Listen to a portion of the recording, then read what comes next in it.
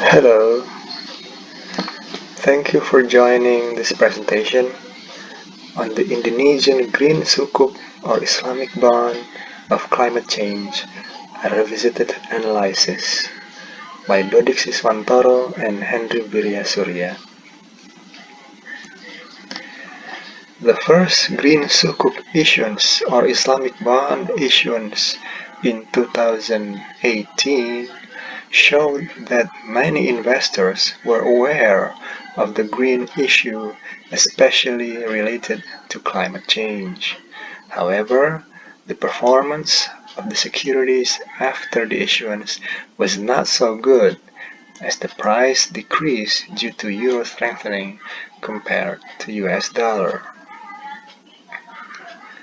The second issuance was conducted in 2019. It was equally successful, as many investors were waiting for it. However, the issuance of the first Sukuk amounted to only 2 billion US dollar, which was smaller than the first one, which is 3 billion US dollar. The coupon rate increased from 3.9% from 3.75%. This can be a significant factor of the high demand for the bond.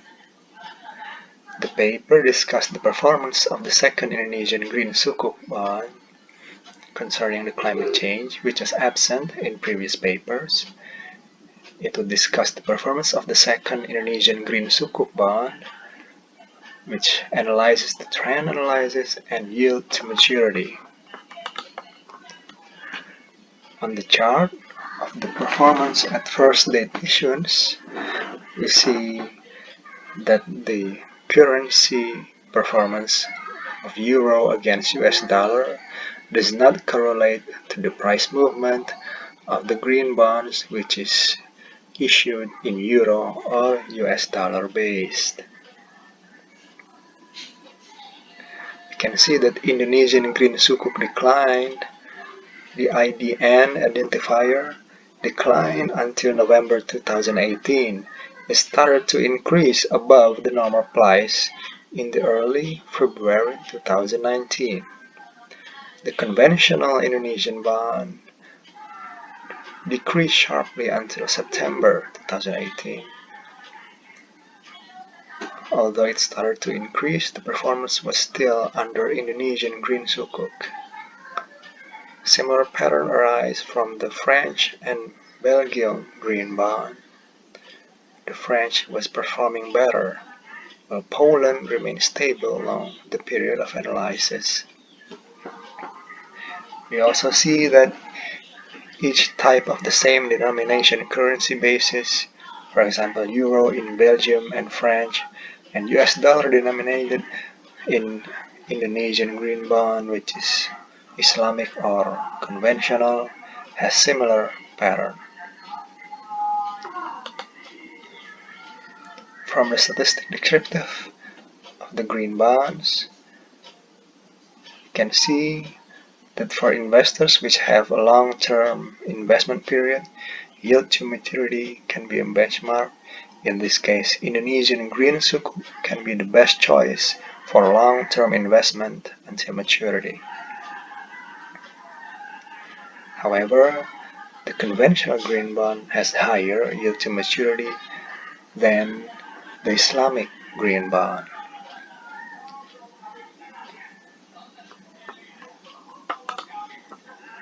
In the second chart, we add corporate issuer of green bonds, which is SMI, Sarana Multi Infrastructure, also Star Energy, both from Indonesia.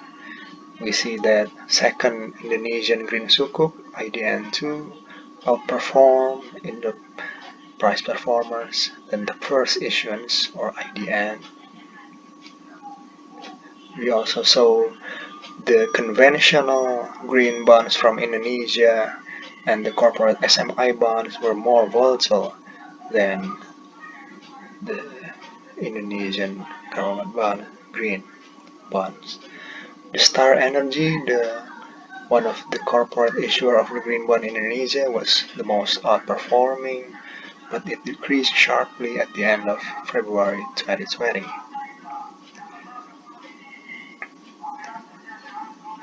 The volume of the Star Energy is also bigger, $580 million, than the second Indonesian government green bonds. However, the Star Energy bond has 15 years maturity, while Indonesia Green Sukuk has only 5.5 years to maturity. So our conclusion is the first Indonesian Green Sukuk issuance does not outperform other green bonds such as French and Belgium, except Poland. However, the performance of the yield to maturity is the highest, as it is stable and gives higher coupon rate than its peers. The coupon rates, we understand, may not always determine the performance of the price movement of green bonds. The denomination of currency and demand can also affect the price movement of the bonds. And this paper shows that second Indonesian Green Sukuk has better performance than the first one in both aspects. Thank you for joining us, and we welcome feedbacks. Thank you.